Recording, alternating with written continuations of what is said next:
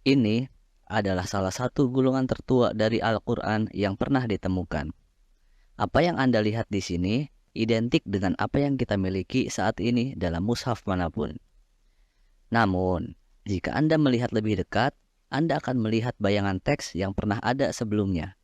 Para peneliti menemukan bahwa ada teks yang lebih tua yang ditulis di bawahnya. Sebelumnya dihapus dan kemudian teks baru yang dikenal saat ini ditulis di atasnya. Ketika dianalisis, teks yang dihapus ini mengandung perubahan. Beberapa kata ditambahkan dan kata lainnya dihapus yang akan terlihat ketika bekas tinta yang dihapus ini dipindai atau di-scan. Jadi, apakah ini benar-benar terjadi? Ya, ini memang benar. Tapi, mengapa teks ini dihapus? Mengapa teks tersebut digantikan dengan teks lain? Apakah ini berarti ada Al-Quran yang berbeda, yang lebih tua dari yang kita miliki saat ini? Ini adalah cerita tentang mungkin penemuan terbesar dari manuskrip Al-Quran tertua yang pernah ada.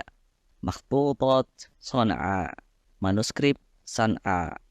Sebelum kita memulai topik penting dan sensitif ini, pastikan Anda menonton video ini sampai habis. Karena setiap potongan informasi ini penting dalam memahami topik ini dengan baik dan benar. Setelah menonton video ini, cek sumber-sumber yang kami gunakan untuk memverifikasi setiap potongan informasi yang disampaikan. Sekarang, mari kita pahami apa yang sebenarnya terjadi. Pada tahun 1971, ditemukan 12.000 gulungan manuskrip di sebuah masjid di Son'a, Yaman. Gulungan-gulungan ini termasuk dalam 926 mushaf. Beberapa gulungan atau mushaf ini hampir lengkap, sementara yang lainnya hanya kurang sekitar 10 atau 12 halaman. Usia manuskrip tersebut berbeda-beda. Beberapa gulungan tertua berasal dari abad pertama Hijriyah. Beberapa diperkirakan berusia 10 hingga 15 tahun setelah wafatnya Nabi Muhammad SAW. Di antara manuskrip ini terdapat ini. Ini adalah manuskrip Son'a C1. Ketika Anda mendengar seorang menyebut manuskrip Son'a, kemungkinan besar mereka sedang membicarakan yang ini, manuskrip C1. Manuskrip ini menjadi sangat terkenal karena banyak dibicarakan. Berbeda dengan manuskrip lainnya yang mereka temukan, manuskrip ini ditulis di atas palimpsest, yaitu jenis material yang bisa digunakan beberapa kali untuk menghapus dan menulis ulang catatan. Dalam bahasa Arab, ini disebut ters. Jadi, setelah diperiksa, ditemukan bahwa ada teks yang lebih tua yang dihapus dan teks yang baru ditulis di atasnya. Dengan menggunakan sinar X, mereka dapat melihat jejak tinta dari kata-kata yang dihapus, yang kemudian mengungkapkan banyak perbedaan mulai dari perubahan kata, kata yang hilang, dan sebagainya. Berita ini kemudian dirayakan oleh banyak penyerang Islam. Makalah penelitian mulai muncul, artikel-artikel, gambar, menunjukkan perbedaan antara teks yang lebih tua dan teks yang ada di atasnya. Semua dinarasikan dengan klaim yang besar bahwa Al-Quran telah berubah.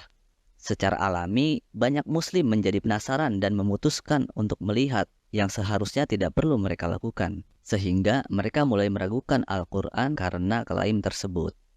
Jadi, ada banyak hal yang perlu kita uraikan di sini. Apa yang sebenarnya terjadi? Apakah Al-Quran benar-benar telah berubah? Jawaban singkatnya adalah semua klaim ini adalah salah dan hanya kebohongan biasa. Tapi, bukankah Anda baru saja mengatakan bahwa itu benar? Jadi, ada perbedaan antara fakta dan menarik kesimpulan atau mengambil kesimpulan. Dan kesimpulan mereka hanyalah kebohongan yang dapat dengan mudah dibantah dari 3 aspek. Pertama, tradisi Islam. Kedua, logika sederhana. Dan ketiga, pernyataan dari para peneliti itu sendiri. Dan akan ada satu kejutan besar yang akan kami ungkapkan pada akhir video ini. Jadi, jangan lewatkan ini. Mari kita mulai satu persatu. Pertama, dari sudut pandang tradisi Islam, Al-Quran adalah sebuah audiobook. Dan ini bukanlah teks tertulis yang bisa hilang dalam waktu, yang tidak pernah terdengar sebelumnya, lalu kemudian kita menemukannya suatu hari di gua dan melihat teksnya untuk pertama kalinya. Tidak. Al-Quran disampaikan secara lisan dari generasi ke generasi. Jadi, kita tidak memerlukan gulungan manuskrip untuk memberitahu apa isi Al-Quran. Kedua, isi dari Al-Quran memiliki tingkat otentikasi tertinggi, yang berarti bahwa rantai narasinya jelas. Bagaimana Al-Quran sampai kepada kita memiliki nama-nama orang yang dikenal, terpercaya, jujur, kemudian memiliki orang-orang baik lainnya yang bersaksi atas sifat dan perilaku mereka. Selain itu, kita juga harus memiliki biografi mereka, yang dalam tradisi Islam ini disebut ilmu rijal, yaitu cabang pengetahuan yang khusus dalam menilai kemampuan untuk menyampaikan informasi secara akurat, andal, dan dapat dipercaya. Dan di samping rantai narasi ini, kita memiliki banyak rantai narasi lainnya dengan tingkat yang sama, yang melaporkan teks yang sama persis kata demi kata, yang kita sebut sebagai tawatur. Jadi, banyak orang terpercaya melaporkan teks yang sama dengan tingkat keaslian yang sama di setiap tingkatan. Jadi, berdasarkan ini, kita mengajukan pertanyaan sederhana. Milik siapa gulungan manuskrip ini? Dari mana mereka menyalinnya? Dari siapa? Apakah dari para sahabat? Siapa yang menjadi saksi atas sifat dan perilaku penulisnya? Seperti apa biografinya? Bahkan, siapa nama mereka? Apakah gulungan ini milik seorang pelajar, anak kecil, seorang muslim, teman, atau bahkan seorang musuh? Jelas kita tidak memiliki jawaban untuk pertanyaan-pertanyaan ini. Jadi, kita bisa dengan mudah mengatakan bahwa kita tidak menerima sesuatu jika berasal dari sumber yang tidak dikenal. Jadi, menurut tradisi Islam, manuskrip ini tidak lain hanyalah bagian dari sejarah, dan kita tidak memiliki kewajiban apapun tanpa adanya validasi atau verifikasi. Sekarang, untuk aspek logika. Pertama, dalam penemuan ini, ditemukan sekitar 926 mushaf atau manuskrip. Beberapa di antaranya hampir lengkap dan identik 100% dengan apa yang kita miliki hari ini. Dan manuskrip C1 ini adalah salah satu dari 926 manuskrip tersebut. Sekarang pertanyaannya adalah, mengapa mereka mengabaikan 925 mushaf yang identik dengan apa yang kita miliki hari ini huruf demi huruf, dan fokus pada manuskrip C1 dan menganggapnya sebagai teks asli? Apakah ini logis? Misalnya, jika Anda memiliki 1000 salinan buku yang sama, 999 diantaranya sama, tetapi ada satu yang memiliki beberapa kesalahan di dalamnya, apakah logis untuk menolak 999 buku dan menganggap satu yang berbeda sebagai yang benar dan yang lainnya salah? Bagaimana mungkin ini masuk akal? Dan ini bahkan bukan analogi yang tepat pada kasus ini. Teks yang ditemukan pada C1 sebenarnya identik dengan apa yang kita miliki hari ini. Tetapi teks yang dihapuslah yang sering mereka bicarakan. Jadi, itu bukan satu buku versus 999 karena buku tersebut juga identik dengan yang lainnya. Hanya saja memiliki beberapa koreksi yang sudah diperbaiki di dalamnya. Namun sekarang mereka mengambil kesalahan tersebut dan mengklaim bahwa ini adalah teks asli. Jadi, nilai logika di sini benar-benar -1. Kedua, manuskrip C1 ini cukup istimewa. Karena seperti yang sudah dijelaskan sebelumnya, itu sebuah palimpsest. Maksudnya, ini memberi Anda kemampuan untuk menghapus teks dan menulis ulang di atasnya. Anda bisa membandingkannya dengan papan tulis atau menulis di kertas dengan pensil. Jika hari ini Anda ingin menulis teks, sebuah teks suci yang akan diwariskan untuk generasi mendatang, apakah Anda akan menulisnya dengan pensil atau kapur di papan tulis? Itu tampaknya sangat ceroboh dan konyol, jujur saja.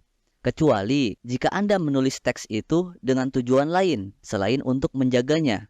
Jadi cukup logis untuk menyimpulkan bahwa tujuan manuskrip ini bukanlah untuk mempertahankan isi teks, tetapi memiliki penggunaan lain yang mengarah pada poin ketiga. Poin ketiga, manuskrip C1 ini kemungkinan besar milik seorang pelajar. Menggunakan palimpsest adalah pilihan populer untuk pelajar karena mereka bisa menghapus atau guru mereka bisa mengoreksi pekerjaan mereka. Setelah selesai, mereka bisa menghapusnya dan menggunakannya untuk mencatat hal yang lain. Yang bisa juga kita soroti pada fakta ini adalah ketika dibandingkan dengan manuskrip lain yang ditemukan, Anda bisa melihat dengan jelas bahwa di manuskrip ini tidak sebersih dan seakurat tulisan di manuskrip lainnya. Hal ini mendukung gagasan bahwa itu adalah milik seorang pelajar. Namun, ini bukan satu-satunya alasan mengapa kita berpikir demikian. Karena di salah satu gulungan kita menemukan siswa memulai surat At-Taubah dengan basmalah. Ingat, kita sedang melihat teks yang dihapus. Bismillahirrohmanirrohim. Tetapi kemudian kita menemukan kata-kata berikutnya. La taqul bismillah. Yang artinya jangan mengatakan bismillah. Jadi, jelas dia sedang dikoreksi oleh seseorang yang memberitahunya, atau mungkin dia mengingatkan dirinya sendiri untuk tidak menulis bismillah dalam posisi ini.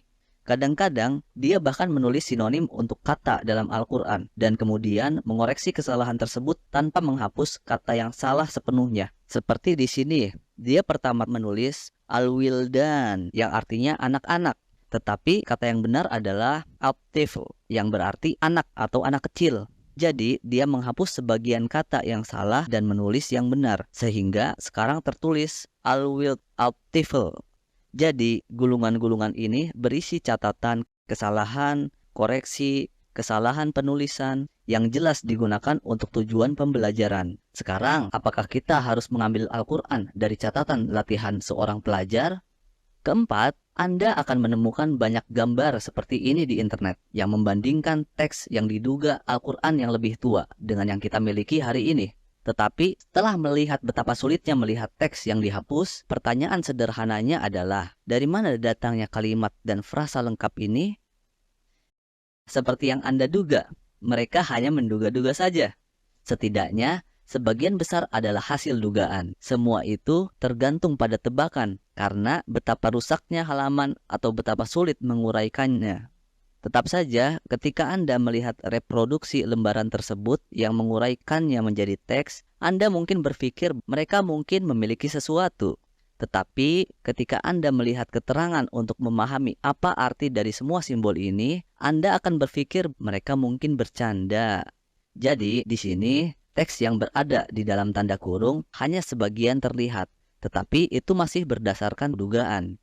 Jika itu berada dalam tanda kurung siku, itu masih bersifat spekulatif. Dengan kata lain, mereka tidak memiliki bukti untuk hal itu. Jika itu berada dalam garis miring, maka tidak ada jejak teksnya sama sekali. Dan jika itu berada di dalam kurung kurawal, maka lembaran tersebut pada dasarnya hilang. Jadi, ketika Anda melihat kembali reproduksi teks mereka, Anda akan menemukan dalam banyak kasus mereka pada dasarnya tidak memiliki apa-apa, hanya beberapa huruf dan sisanya adalah hasil dugaan. Mereka merekonstruksi seluruh ayat yang diduga berdasarkan satu atau dua huruf yang dihapus. Lalu mereka mengklaim dan mengatakan dengan wajah serius bahwa mereka menemukan ayat baru. Jika ada kata yang dapat menggambarkan ini dengan sempurna, itu adalah keputusasaan. Yang terakhir, apa yang dikatakan para peneliti sendiri tentang hal ini dan dari mana datangnya klaim ini? Jadi, banyak orang terlibat dalam proyek ini selama bertahun-tahun, termasuk ilmuwan Yaman, Al-Qadhi Ismail bin Aqwa, yang merupakan ketua yang bertanggung jawab atas warisan Yaman.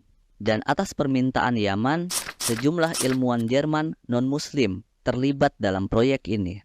Salah satunya adalah orientalis bernama Gerd Puin. Setelah penelitiannya, Puin mengeluarkan beberapa klaim palsu tentang Al-Quran, menyatakan bahwa teksnya tidak stabil seperti yang diklaim oleh umat Muslim, juga mengajukan gagasan radikal bahwa Al-Quran sudah ada sebelum Islam. Namun, Profesor Gregor Schuller, peneliti lain dalam proyek yang sama, membantah klaimnya dan mengirimkan surat laporan kepada ketua proyek. Ini adalah surat yang dia kirim, menjelaskan posisinya terhadap tuduhan Puin. Di dalamnya, dia dengan jelas menyatakan bahwa dia tidak menemukan perubahan yang dapat mempengaruhi teks asli seperti yang kita miliki saat ini. Dia lebih lanjut membantah klaim Puin dan menegaskan keaslian teks tersebut. Anda bisa membaca suratnya secara lengkap yang kami sematkan di kolom deskripsi. Peneliti lain, Profesor Ursula Dreyfus, juga membagikan temuan tentang penelitian ini dan membantah klaim Puin, menegaskan bahwa tidak ada variasi yang perlu dipertimbangkan di antara manuskrip yang mereka temukan. Setelah itu, Puin sendiri mengirimkan surat kepada Al-Qadhi Al-Aqwa sebagai upaya untuk membersihkan namanya dan menarik pernyataan sebelumnya, menyatakan bahwa mushaf-mushaf tersebut tidak berbeda dari mushaf yang kita miliki saat ini, dan bahwa ada beberapa kata yang diejak berbeda tanpa mempengaruhi teks aslinya sama sekali. Jadi, banyak orang yang hanya mendengar klaim palsu, karena itu adalah apa yang ingin mereka dengar. Dan mereka membangun seluruh argumen mereka berdasarkan sesuatu yang hanya didasarkan pada beberapa jejak huruf yang dihapus dari lembaran latihan seorang pelajar. Benar-benar mencerminkan frasa mencari-cari kesalahan. Sekarang, berikut adalah fakta mengejutkan untuk orang-orang seperti itu. Ketika membandingkan Bible dengan Al-Quran dalam hal manuskrip, kita akan menemukan sesuatu yang sangat mencengangkan. Karena Bible tidak dapat dihafal, maka itu hanya bergantung pada manuskrip. Jadi, Perjanjian Baru misalnya, bergantung pada sekitar 5.500 gulungan manuskrip yang ditulis dalam bahasa Yunani. Bisakah Anda menebak berapa banyak manuskrip yang berasal dari abad pertama? Jawabannya adalah 0%.